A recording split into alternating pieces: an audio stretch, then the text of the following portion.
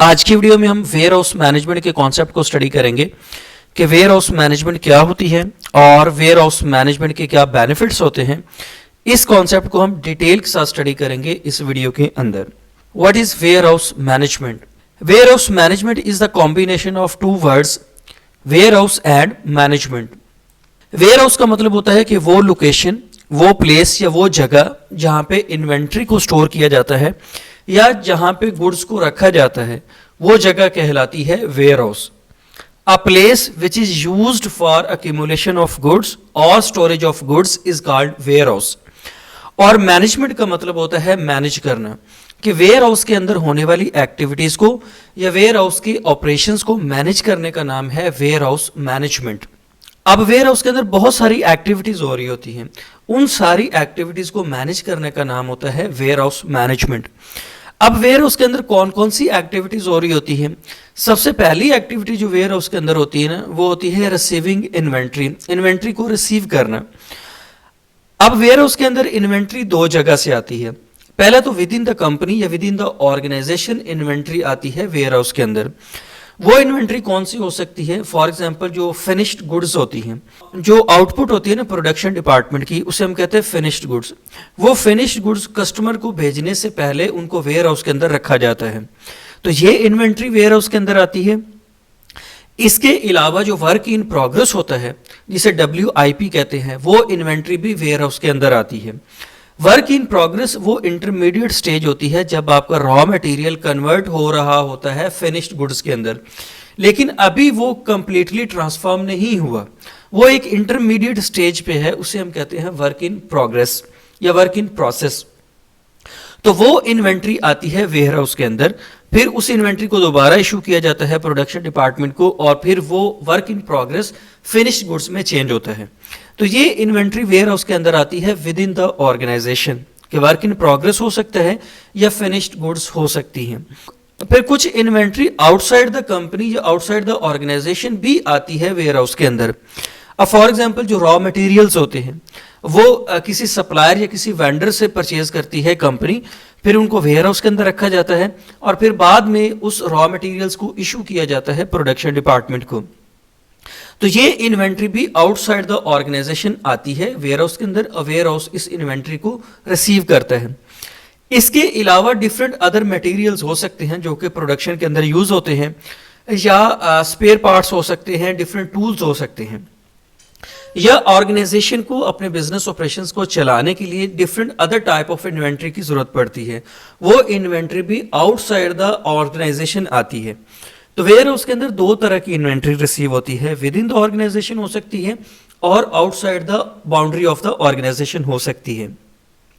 तो पहली एक्टिविटी जो वेयर हाउस के अंदर होती है ना, वो होती है इन्वेंट्री को रिसीव करना। अब जब इन्वेंट्री वेयर हाउस के अंदर रिसीव हो जाती है, तो उस इन्वेंट्री को प्रॉपरली प्लेस करना, उसकी प्लेसिंग करना। प्लेसिंग का मतलब ये होता है कि जो लोकेशन जिस इन्वेंट्री के लिए डेडिकेटेड है ना, उसी इन्वेंट्री को उस पर्टिकुलर लोकेशन के ऊपर रखना। अब इन्वेंट्री की डिफरेंट टाइप्स होती हैं, इन्वेंट्री की डिफरेंट वैल्यू होती है, उसकी वैल्यू के अकॉर्डिंग, उसकी टाइप के अकॉर्डिंग जो उसकी स्पेस बनती है, जो उसकी लोकेशन बनती है, वहाँ पे उस इन्वेंट्री को प्रॉपरली प्लेस करना, ये भी वेयर हाउस की एक इंपॉर्टेंट एक्टिविटी होती है। अब जब आप प्रॉपरली प्लेस कर देते हैं ना इन्वेंट्री को, तो इससे आपको ये फायदा मिलता है कि आप उस इन्वेंट्री को इजीली फाइंड कर सकते हैं। जब उस इन्वेंट्री को आपने इशू करना है वेयर हाउस डिपार्टमेंट को या कस्टमर्स को आपने उस इन्वेंट्री को भेजना है, तो आप इजीली उस इन्वेंट्री को फाइंड कर सकते हैं। जब आपने उसको प्रॉपरली प्लेस किया है, उसका जो डेडिकेटेड रैक है, जो उसकी लोकेशन है, वहाँ पे ही आपने उसको रखा है, तो उस इन्वेंट्री को तलाश करना बहुत आसान हो जाता है। विद इन लेस टाइम आप उस इन्वेंट्री को तलाश कर सकते हैं। अगर आप प्रॉपर प्लेसिंग नहीं करेंगे और डिफरेंट टाइप्स ऑफ इन्वेंट्री को आप मिक्सअप कर देंगे, तो इससे क्या होगा कि एक तो ये होगा कि जो इंपॉर्टेंट इन्वेंट्री है ना, वो लेस इंपॉर्टेंट के साथ मिक्स हो सकती है, जिससे डैमेज के भी चांसेस होते हैं। इसके अलावा आपको बहुत ज़्यादा टाइम लगेगा जब आपने उस इन्वेंट्री को तलाश करना होगा। जब आप इन्वेंट्री की प्रॉपर प्लेसिंग करते हैं ना, प्रॉपर प्लेसिंग का मतलब ये होता है कि जो राइट इन्वेंट्री को राइट प्लेस के ऊपर रखना, इससे आपको स्पेस ऑप्टिमाइजेशन भी मिलती है, कि जो वेयर हाउस की स्पेस है ना, आपने उसको ऑप्टिमाइज किया है, आपने उसको इफेक्टिवली यूटिलाइज किया है। अब वेयर हाउस की जो स्पेस होती है ना, ये बहुत एक्सपेंसिव होती है, बिकॉज जब भी वेयर हाउस बनाए जाते हैं ना, तो उसके लिए सबसे पहले आप लैंड एक्वायर करते हैं, और लैंड आमतौर पर बहुत महंगी होती है। फिर उसके ऊपर कंस्ट्रक्शन की जाती है। कंस्ट्रक्शन के बाद फिर वेयर हाउस के अंदर डिफरेंट प्रोडक्ट्स को, डिफरेंट आइटम्स को या डिफरेंट इन्वेंट्री को रखने के लिए आप रैकिंग करते हैं या उनकी स्टोरेज प्लेसेस एलोकेट करते हैं। अगर आप स्पेस को प्रॉपरली यूटिलाइज नहीं कर रहे, तो इसका मतलब ये है कि आप बहुत ज़्यादा स्पेस के अंदर बहुत कम आइटम्स को रख रहे हैं, जिसकी वजह से आपकी वेयर हाउसिंग कॉस्ट बढ़ जाएगी। तो स्पेस ऑप्टिमाइजेशन का मतलब ये है कि कम से कम जगह के ऊपर मैक्सिमम इन्वेंट्री को रखना। इसके बाद जो नेक्स्ट एक्टिविटी होती है ना वेयर हाउस के अंदर, वो होती है कि जो नेसेसरी स्टाफ चाहिए ना वेयर हाउस की ऑपरेशंस को चलाने के लिए, तो रिक्वायर्ड स्टाफ को या नेसेसरी स्टाफ की प्रेजेंस को इंश्योर करना भी वेयर हाउस मैनेजमेंट में आता है। इसके बाद आता है कि एफिशिएंटली फुलफिलिंग कस्टमर ऑर्डर्स। अब जो कस्टमर ऑर्डर प्लेस करते हैं ना, उनको एफिशिएंटली फुलफिल करना, ये भी काम होता है वेयर हाउस का। अब जो वेयर हाउस होता है ना, ये बिहाइंड द सीन काम करता है। वेयर हाउस डायरेक्टली कांटेक्ट नहीं करता कस्टमर्स के साथ। कस्टमर्स के जो ऑर्डर होते हैं ना, वो सेल्स या मार्केटिंग डिपार्टमेंट लेता है, वो उसको कन्वे करता है वेयर हाउस डिपार्टमेंट को।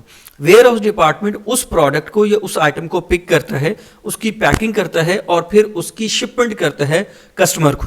तो वेयर हाउस डिपार्टमेंट जो होता है ना, ये बिहाइंड द सीन काम कर रहा होता है और इसका बड़ा क्रिटिकल रोल होता है किसी भी ऑर्गेनाइजेशन की सक्सेस के अंदर।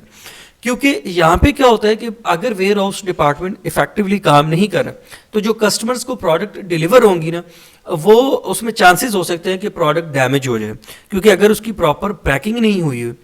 और ये भी चांस होता है कि वो प्रोडक्ट डिले के साथ डिलीवर हो, क्योंकि अगर टाइमली ऑर्डर पैक नहीं होता और टाइमली उस ऑर्डर को शिप नहीं किया जाता, तो अल्टीमेटली क्या होगा कि कस्टमर को वो प्रोडक्ट डिले के साथ मिलेगी। इसके अलावा जो नेक्स्ट एक्टिविटी होती है ना वेयर हाउस डिपार्टमेंट की, वो ये होती है कि जो वेयर हाउस डिपार्टमेंट होता है ना, ये कोऑर्डिनेशन करता है और कम्युनिकेशन करता है सप्लायर्स के साथ। सप्लायर्स किसी भी कंपनी को रॉ मटेरियल्स या जो भी उनके प्रोडक्शन प्रोसेस के लिए मटेरियल्स चाहिए ना, वो सप्लाई करते हैं। तो वेयर हाउस डिपार्टमेंट उनके साथ कोऑर्डिनेशन करता है, कम्युनिकेशन करता है, ताकि जो रिक्वायर्ड मटेरियल्स है ना, उनकी सप्लाई को इंश्योर किया जा सके। इसके अलावा जो वेयर हाउस डिपार्टमेंट है ना, वो डिफरेंट ट्रांसपोर्टेशन कंपनीज के साथ भी कोऑर्डिनेट करता है, कम्युनिकेट करता है, ताकि जो ऑर्डर्स शिप करने हैं कस्टमर्स को, उनकी भी टाइमली शिपमेंट की जा सके।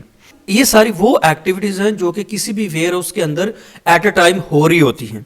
तो वेयर हाउस की डे टू डे एक्टिविटीज को मैनेज करना या वेयर हाउस की डे टू डे ऑपरेशंस को मैनेज करने का नाम है वेयर हाउस मैनेजमेंट। अब इफेक्टिव वेयर हाउस मैनेजमेंट से आपको क्या बेनिफिट्स मिलते हैं? सबसे पहला फायदा ये होता है कि आपकी जो स्पेस यूटिलाइजेशन होती है ना, वो एफिशिएंट होती है। अब वेयर हाउस के अंदर ना आपके पास एक स्पेसिफिक स्पेस है, उसी स्पेस को आपने एफिशिएंटली यूटिलाइज करना है कि कम से कम स्पेस को यूटिलाइज करते हुए आप मैक्सिमम इन्वेंट्री को स्टोर कर सके। इसे कहते हैं एफिशिएंट स्पेस यूटिलाइजेशन। अगर आप स्पेस को एफिशिएंटली यूटिलाइज करते हैं ना, तो इससे आपकी ऑपरेशन कॉस्ट कम हो जाती है। वेयर हाउस को चलाने के ऊपर ना आपकी कॉस्ट आ रही होती है, तो अगर आप स्पेस को एफिशिएंटली यूटिलाइज करते हैं, इसका मतलब है कि आप मैक्सिमम इन्वेंट्री को स्टोर करें, तो पर यूनिट जो स्टोरेज कॉस्ट होगी ना, वो आपकी कम हो जाएगी। Effective warehouse management ensure proper handling of inventory, कि जब आप इफेक्टिव वेयर हाउस मैनेजमेंट करते हैं ना, तो इससे जो इन्वेंट्री की हैंडलिंग होती है ना, वो प्रॉपर होती है। अब इन्वेंट्री की हैंडलिंग में 2-3 चीजें आती हैं। सबसे पहला ये होता है कि जो इन्वेंट्री वेयर हाउस के अंदर आती है ना, उसकी आप अनलोडिंग करते हैं, उसकी अनलोडिंग, फिर उसकी प्लेसिंग करते हैं, उसको राइट प्लेस के ऊपर आप रख देते हैं वेयर हाउस के अंदर। इसी तरह जब कोई भी इन्वेंट्री आप वेयर हाउस से निकाल रहे हैं, तो इस केस में उसकी लोडिंग की जाती है। तो लोडिंग में भी मटेरियल को या इन्वेंट्री को प्रॉपरली हैंडल किया जाता है, ताकि जो डैमेज है ना, वो उसको मिनिमाइज किया जा सके या डैमेजेस को एलिमिनेट किया जा सके। क्योंकि इन्वेंट्री की कॉस्ट आमतौर पर ज़्यादा होती है। जो प्रीशियस आइटम्स होती है ना, उनको इफेक्टिवली हैंडल करना या उसकी प्रॉपर हैंडलिंग बहुत ज़रूरी होती है, क्योंकि अगर वो इन्वेंट्री डैमेज हो जाएगी ना, तो आपको बहुत ज़्यादा लॉस हो सकता है। इफेक्टिव वेयर हाउस मैनेजमेंट से आपकी कॉस्ट भी कम होती है और आपकी सर्विसेज भी इंप्रूव होती हैं। अब कॉस्ट कैसे कम होती है कि अगर आपके डैमेजेस कम से कम हैं, आप मटेरियल्स को प्रॉपरली हैंडल कर रहे हैं, वेयर हाउस की स्पेस को एफिशिएंटली यूटिलाइज कर रहे हैं, तो इससे ओवरऑल आपकी ऑपरेशन कॉस्ट कम हो जाती है। प्लस अगर आपकी वेयर हाउस मैनेजमेंट अच्छी है ना, तो इसका मतलब है कि आप अपने कस्टमर्स को टाइमली सर्विसेज प्रोवाइड कर रहे हैं। कस्टमर्स के जो भी ऑर्डर्स हैं ना, आप उनकी फास्ट डिलीवरी करें, तो इससे कस्टमर सेटिस्फैक्शन भी मिलती है और आपकी सर्विसेज भी इंप्रूव होती हैं। इफेक्टिव वेयर हाउस मैनेजमेंट का एक और फायदा ये होता है कि अगर आप इन्वेंट्री को प्रॉपरली प्लेस करते हैं और स्पेस को एफिशिएंटली यूटिलाइज करते हैं, तो आप इन्वेंट्री को इजीली ट्रैक कर सकते हैं, इजीली आइडेंटिफाई कर सकते हैं कि कौन सी इन्वेंट्री किस जगह पे प्लेस की गई है। और जब आपको यह पता नहीं कि कौन सी इन्वेंट्री कहां पे पड़ी है, तो जैसे ही आपने उस इन्वेंट्री को इशू करना होगा, तो विद इन लेस टाइम आप उस इन्वेंट्री को आइडेंटिफाई कर सकते हैं, उसको पिक कर सकते हैं, उसको प्रोडक्शन डिपार्टमेंट को इशू कर सकते हैं या कस्टमर्स को उस इन्वेंट्री को भेज सकते हैं।